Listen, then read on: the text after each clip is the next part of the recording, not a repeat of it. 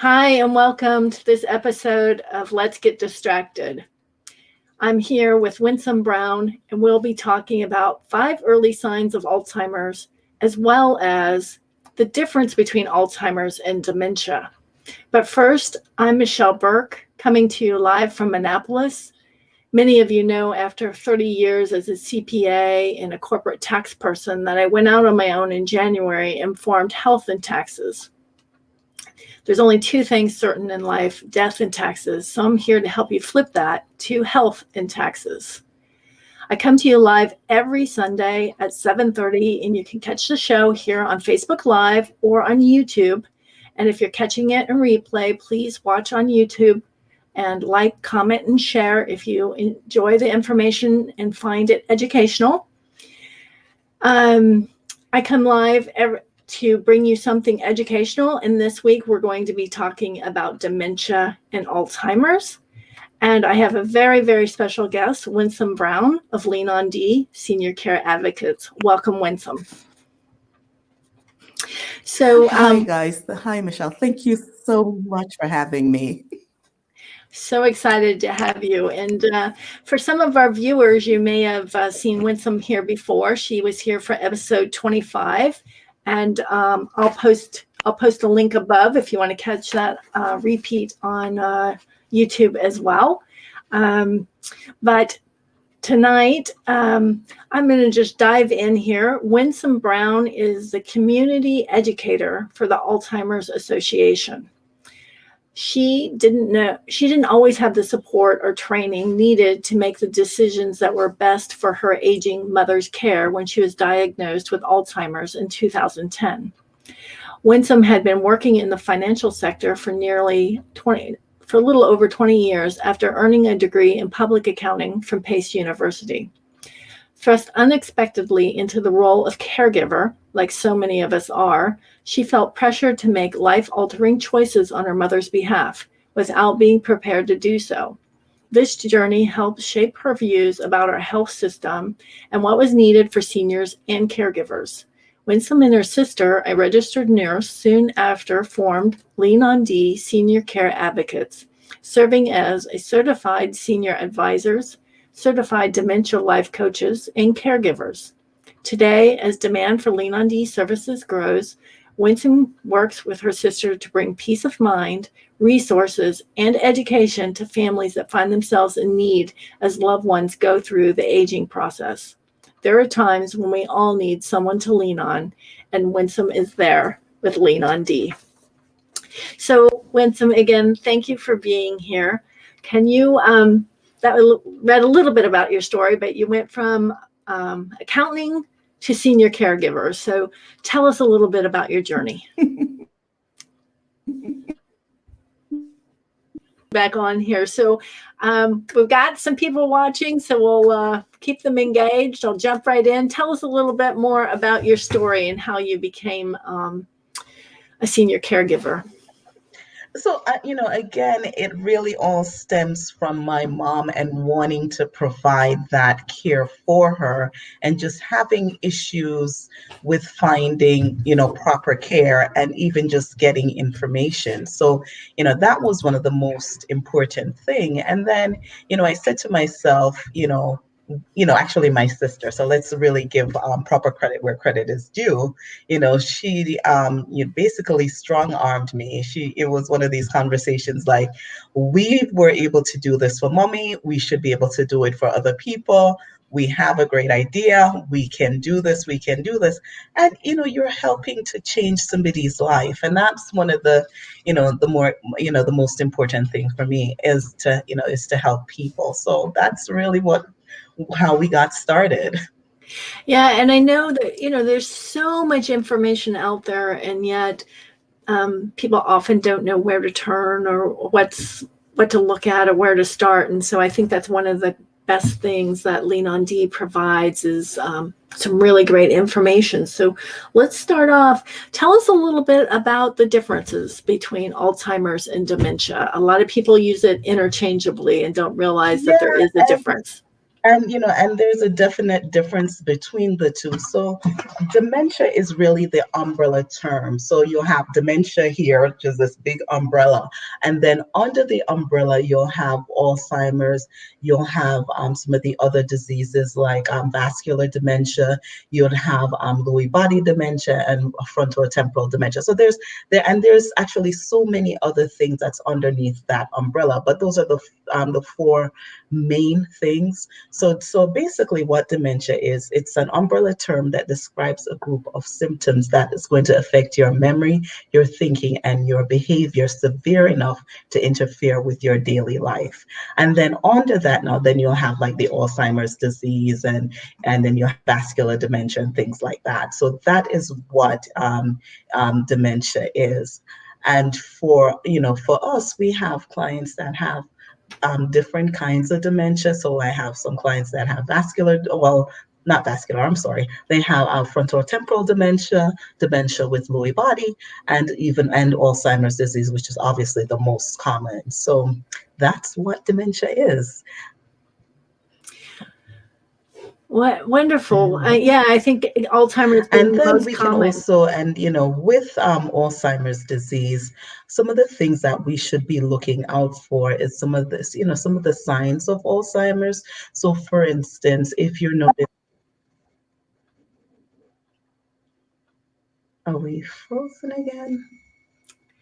We are having such a time with this connection today. Yeah. So let's talk about, and hopefully we can get through this and people can actually get some of this information. One of the things so what I also wanted to talk about was some of the warning signs of dementia. So there's 10 warning signs. We're going to talk about 5 or 6 of them today so that I can talk about some other things. Hopefully we don't get kicked off again. So one of the warning signs you should be looking for is memory loss, and that's going to be memory loss that is going to interfere with your daily life. And you're going to notice, so what's going to happen is you're going to notice that the person is going to be forgetting the most recently learned information. So I'll give you an example. So one of my clients, will say to her, I'll say, she'll ask me, hey, did you tell my son to call me? 2 minutes later in the conversation, hey, did you tell my son to call me? So she totally forgot that she told me to tell her son to give her a call just in that 5 minute span. So that's one of the warning signs. So another warning sign is challenges with planning or solving problems. So for instance, for me and you, it's easy to sit down and write a grocery list. For somebody with dementia, that is something that it's one of those hard tasks for them to do because it requires using your executive function. So first of all, you have to figure out what is missing from the fridge, what you need to, then you need to write it down, go back through. So all of those skills, they're losing those skills. So that's one of the other things, right? Then the next thing you're going to see is difficulty with familiar tasks. So for instance, if mom normally makes her sweet potato pie, and I'm just using that because it's Thanksgiving, and all of a sudden she can't remember the recipe to make this pie that she's made for 30 years. So there you go. That next thing, confusion with time or place. So you're sitting down to watch TV with your husband, and it's like Gunsmoke or something like that. And oh, the robbers are coming, the robbers are coming. He's getting worried because man, he thinks the robbers are outside. So that's what so that's one of the other things. So the next thing is misplacing things and losing the ability to retrace your steps. And that's not just talking about you put your car keys down, you walk in, you come inside, you put your car keys down, but say you were on the phone. So as opposed to putting them on the coffee table, you put them next to the refrigerator. So for somebody with Alzheimer's, they may put the car keys down, but as opposed to putting them by the coffee table, they put them in the refrigerator. They can't find them. So those are the things. So when people say misplacing things, when that's one of the symptoms. So when I say that and I give a presentation, people are like, wait, I misplace things all the time. I lose my car keys, I lose my cell phone. No, but you can retrace your steps to find them. Somebody with dementia, they don't have the capacity to retrace their steps to find those things. So those are some of the things. And then one of the other signs is losing your words. I have one of my clients, she used to be an author. And obviously, she used to be very, very, very great with words, a wordsmith. I love that word. So she was a wordsmith. And, now it's like you're having a conversation with her and you have to listen so keenly because she's explaining something to you. I remember she was telling me that she and her husband lived in Chicago. And you know how long it took us to figure out that she lived in Chicago? We literally had to break out an atlas for her to find Chicago, to say here, here, here. But those are some of the things. And again, we also have to, be patient. So, for children out there or for spouses out there, when you're seeing these signs, don't lose patience with the person. Because a lot of times I see, like a spouse or an adult child or somebody like that, they'll lose patience with them. But you have to understand their brain is not working how it should be. So finding like a simple word like Chicago, it's hard. And as a matter of fact, today I went to one of my clients and she was looking for something to clip her nails with. She had a manicure set. She could not remember for the life of her what it was called. So I stopped by just to check on her, and she was like, "Oh, I need to cut my nails." And then so by the time we finally figured out that she was looking for the manicure set, so the caregivers have to be very, very, very, very patient. So, oh, I'm so excited. We haven't gotten kicked off yet. Yay! It's working. Your husband did his magic. Oh my God. Husbands to the rescue. Yes. I always call my husband for tech support. It's awesome. Now, so yeah, that's a really good point. Just learning to be patient, because it's not always easy, but just taking a breath, learning to be patient and watching out for all those different things. So tell us a little bit about some of the risk factors associated with. Yeah, so some of the risk factors, the main risk factor actually is age. So the older you get, the higher the risk for you to develop the disease. So for instance, when at 65, you have a 1 in 10 chance of getting the disease. But at 85, the risk factor goes up exponentially. So you would be 1 in 3. So age is one of the major risk factors. Then you have genetics. So for instance, your biological makeup, and then family history. And family history, I want to just explain that a little bit because I tend to get questions of family history and genetics. They're the same thing. Not really. So family history takes in account your environmental, your socio-economic and lifestyle factors. So those are some other things that's associated with it. And then one of the things that that people really don't realize is that African Americans and Hispanics are also at a higher risk of getting Alzheimer's than somebody that's Caucasian. So, for instance, Hispanics are 1.5 times likely to get it, but African Americans are actually 2 times likely to get it. And unfortunately, scientists don't know exactly why. But because that's one of the things I asked when we were doing the training with the Alzheimer's Association. I was like, really? And their answer, does anybody know why? They're like, no, we're still researching it. I'm like, all right, I will just give that same answer where they're still researching it. So those are just, those are some of the risk factors. I do want to talk about early onset dementia, though, because that's what my mom had. Yeah. And I want, people to know, and these statistics are coming from the Alzheimer's Association. So 200,000 people are diagnosed with early onset dementia. And excuse me. So yeah, 200,000 people are diagnosed with it, and it can start as early as in your 40s. So between your 40s and 50s, you can get that. So just a heads up, because that's one of the things again that we had no idea. We're like, what the heck is going on here? So lots and lots of research through the through all our readings, and through the Alzheimer's Association, the University of Michigan, John Hopkins. It's a lot of information out there. So, yeah, good to know. Early 40s. I mean, that is so early. And I know your mom was in her late 50s, but wow. Yeah. So tell us, what are some of the stages or the 3 stages of the disease? So the 3 stages, so you'll have like so you have early stage, mid stage, and late stage. And sometimes you'll hear doctors, they may refer to it as middle, late, and end stages. So normally you talk to a doctor, they'll refer to it that way.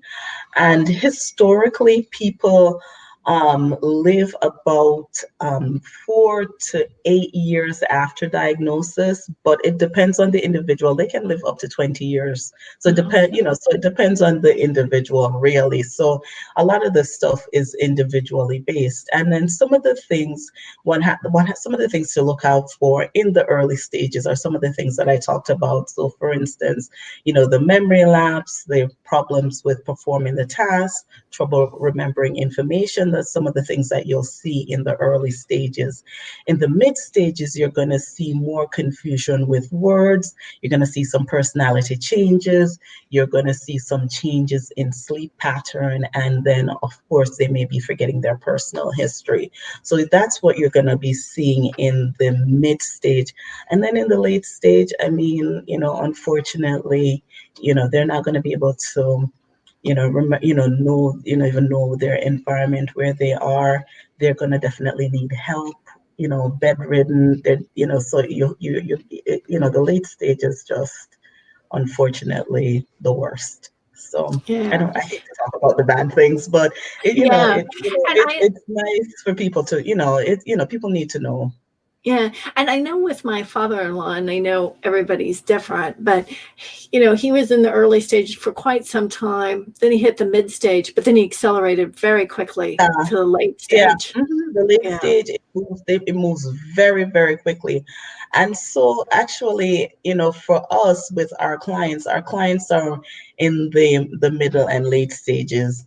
I'm sorry, the early and middle stages. I don't know, I'm stuck in late stage first, so, and it helps with, with us going in and stimulating them and things like that. And we've seen some miracle. I say miracles because it's always surprising to me when I talk to a client, and for instance, she'll say, oh, I don't know how to play. We do some music therapy and things like that.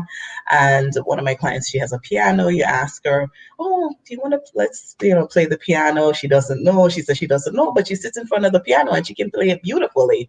So those are some of the things that it's just really, really interesting. I have another client that has a drum set, and it was the same thing. I don't know. And then we sit down and we said, all right. And I pretend and I make a mockery of it. And then I wish I could sing. I wish I was more musical, because I find that a lot of our clients are very musical. And of course, it's here I come with like, okay, I think I can do this. And then I just butcher it. But then it's good because then they feel like they're teaching me something. So it's great. Yeah, they probably love that. Oh, So yeah. Go ahead. I know I want to pop up your website here, Lean on D. First and foremost, there's a lot of really, really good information out there, but I wanted to talk a little bit more about the services that you provide. You were just talking about them a little bit, but I just love that you're not only giving the family a little respite, a little break, but what you're really doing is engaging the people with dementia and helping them do a task or do something fun, and just changing their energy level for the time that you're with them. So Oh, tell yeah. us a little more. Oh, definitely. So I call it our signature service, which is our dementia home visit service. So basically, that program is designed to maintain their daily routine, to reduce behavioral issues, boost their self-esteem, and to provide respite for the caregiver. So it's a 60 to 90-minute cognitive stimulating session that helps with their executive functions, tactile processing, their activities of daily living, and memory support. So that's what it is. And I actually wanted to show you something because while, because normally I tell you that on Sundays I'm planning for the week. So this is just an example of some of the stuff that we have jam packed in our book bags here. So this one is all it's all talking about things on the farm. Because one of my clients, that I think this is Danielle's client, and he grew up on a farm. And so we got everything like farm related. This is like a barn. We have like the puzzle pieces. So it's just really everything. I mean, there's tons of stuff in here. I could like dig and dig and dig and dig. There's flashcards. There's the tractors, and I could go on and on. So I don't Oh, need to bore you guys with all the stuff that's in here. But it's like really a lesson plan. We have 8 um different ones, and we're developing different ones every day because it depends on the client, and you really want to make sure that they're engaged, and things are in here based on their cognitive abilities. So if somebody is, say for instance, somebody can't do like 'cause this one puzzle piece. Oh, I'm sorry.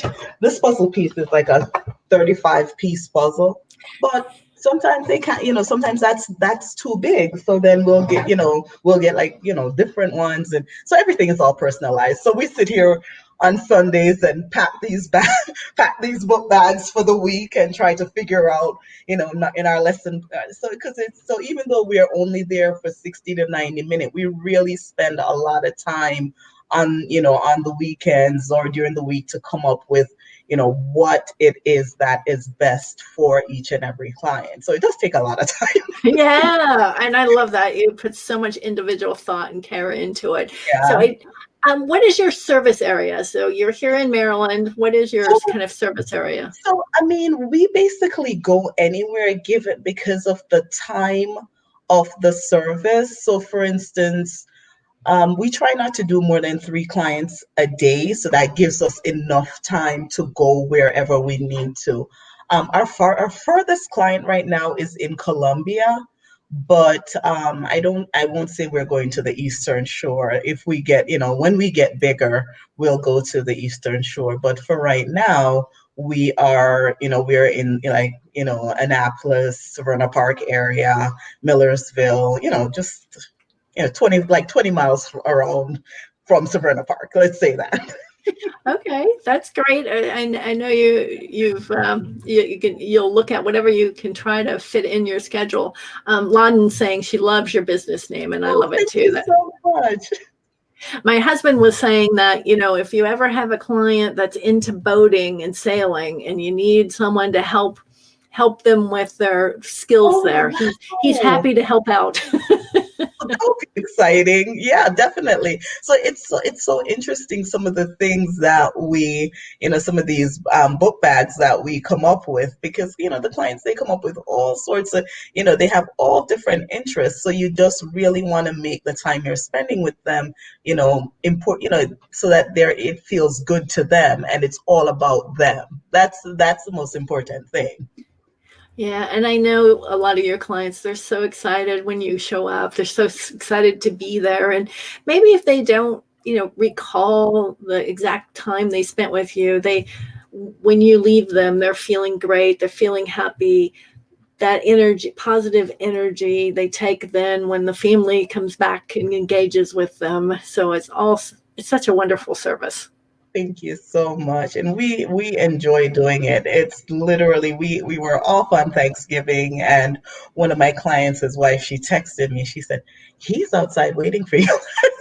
Oh my gosh, he was already waiting for you. Like, I tell you, it makes me feel so humbled, to really that, somebody just, again, coming from corporate America, and now and I'm, just a totally different thing. And you really feel like what you're doing is so important. You're making a huge difference in somebody's life. And that really is what is the real joy of the business. I think that is so wonderful. So, Winsome, as we wrap up here, first I want to just mention that you have an event coming up in January. Yeah. It's a little ways out. We'll remind our listeners then. But do you want to talk about it for a minute?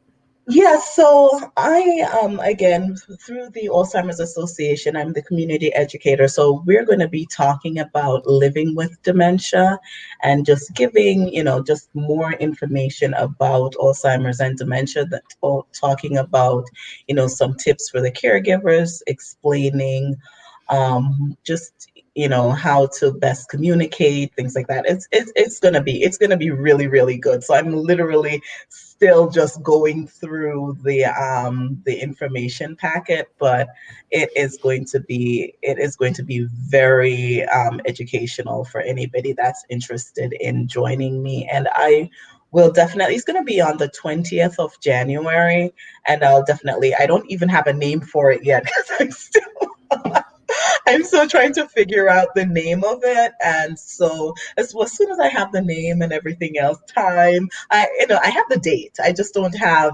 the time. And I think I may do two of them this time, one in the morning and one in the evening, so that for those who have to go to work, or, who's busy, they can catch it in the evening as well. So I think that would be beneficial, because that was some of the feedback we got from the last event we did.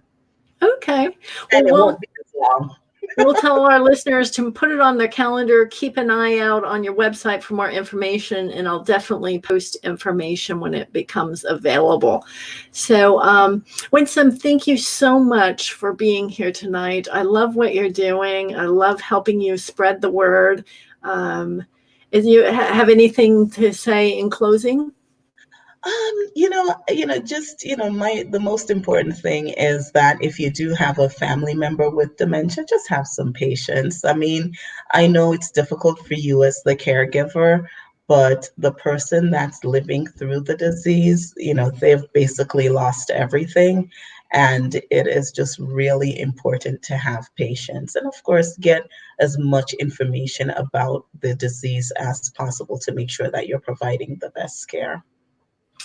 All right. Thank you. Great advice. Just be patient and realize it's harder for the other person than it is for you. So just find some patience. So thank you, everybody, for joining us. Thanks for catching us in replay. If you have any questions or comments, Winsome and I will keep an eye out for comments, and we'll answer any questions that you might have. But thanks for joining us, and please tune in again next Sunday at 7:30 for our next episode of Let's Get Distracted. Winsome and everyone, have a good night. You too.